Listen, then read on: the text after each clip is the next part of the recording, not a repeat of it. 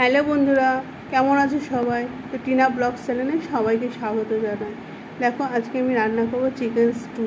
তার জন্য আমি নিয়েছি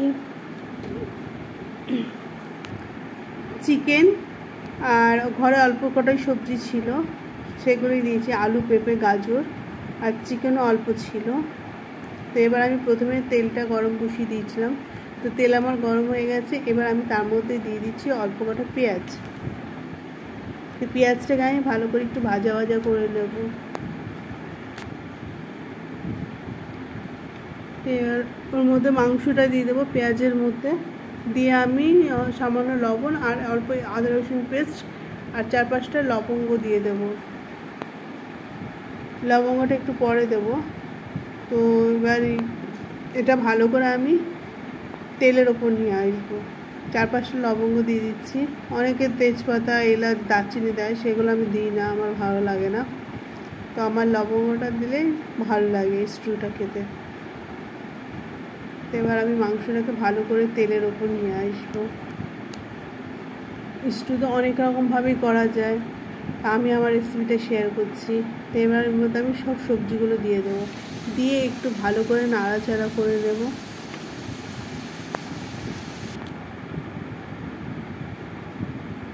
এবার আমি কিছুক্ষণের জন্য ঢেকে দিলাম। এবার দেখো, আমার সবজিগুলো একদম মজে গেছে। এবার আমি এর মধ্যে দিয়ে দেবো জল। দিয়ে এবার আমি খুব ভালো করে ফুটিয়ে নেব। স্টুটা যত ফুটবে তত বেশি টেস্ট হবে, ওই জন্য আমি এবার ভালো করে ফুটিয়ে নেব।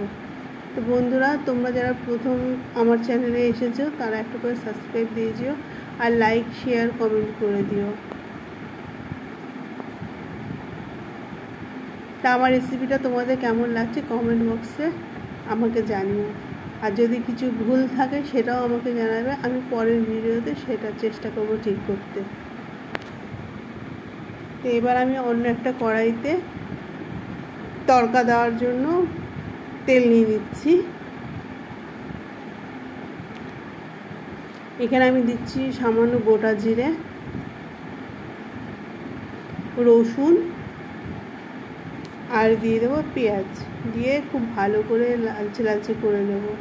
আর দিয়ে দেবো 2টো কাঁচা লঙ্কা, কারণ লঙ্কাটা দিলে ভালো লাগবে। এটা আমি খুব ভাজা ভাজা করে নেবো পেঁয়াজটাকে। এবার আমি লঙ্কাও দিয়ে দিয়েছি। এবার আমি স্টুটাকে এই তেলের মধ্যেই ঢেলে দিলাম।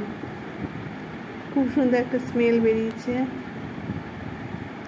যেহেতু এক হাতে ভিডিও করি তাই পুরোটা হয়তো দেখানো যায় না।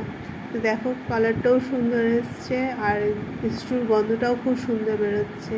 তো তোমরা একবার ট্রাই করে দেখো, ভালো লাগবে।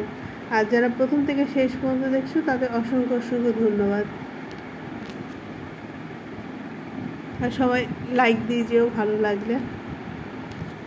তো সবাই ভালো থাকবে, সুস্থ থাকবে। দেখা হবে নেক্সট ভিডিওতে। যারা প্রথম থেকে শেষ পর্যন্ত দেখলে তাদের অসংখ্য অসংখ্য ধন্যবাদ।